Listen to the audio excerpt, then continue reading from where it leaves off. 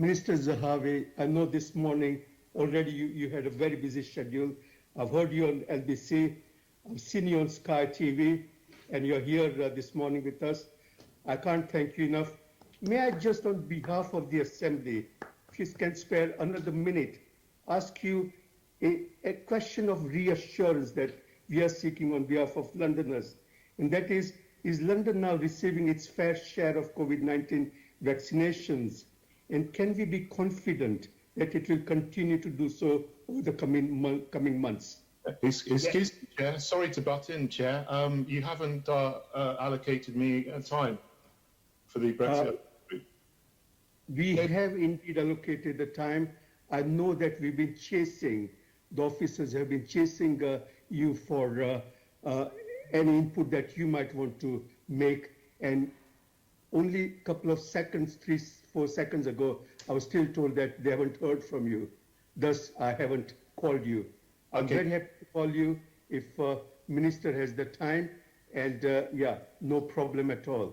So, Minister, are you able to very quickly respond to my time, and then if you have my question, and then if you have time, a question from Assembly Member Kurten?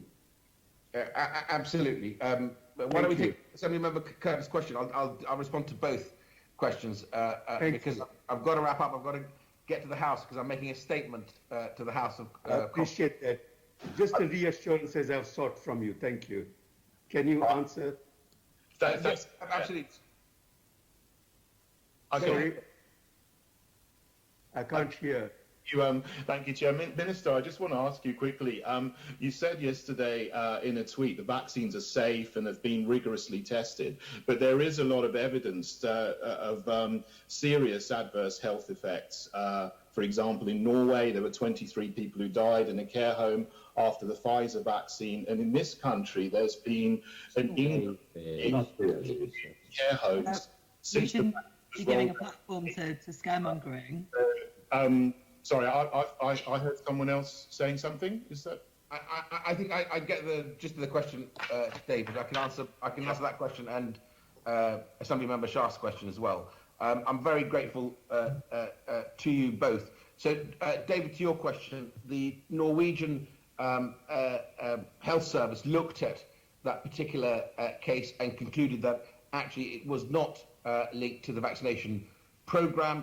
In the UK, just that you know, we have a very rigorous recording of adverse events in vaccination, not run by the government, not run by the NHS, but run by the regulator, the MHRA. It's called the Yellow Card System, and the MHRA publishes, and will continue to do so, the adverse events when it comes to vaccination. We've now vaccinated, or at least given the first dose, to over 10 million people.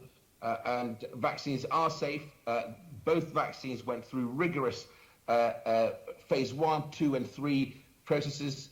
June Rain, the head of the MHRA, made it very clear there was no corners cut, no shortcuts. The only difference was they paralleled the phases because so much resource was put in place to allow for that to happen. And so they are incredibly safe. They're good for you. They protect you. They protect your family and your community.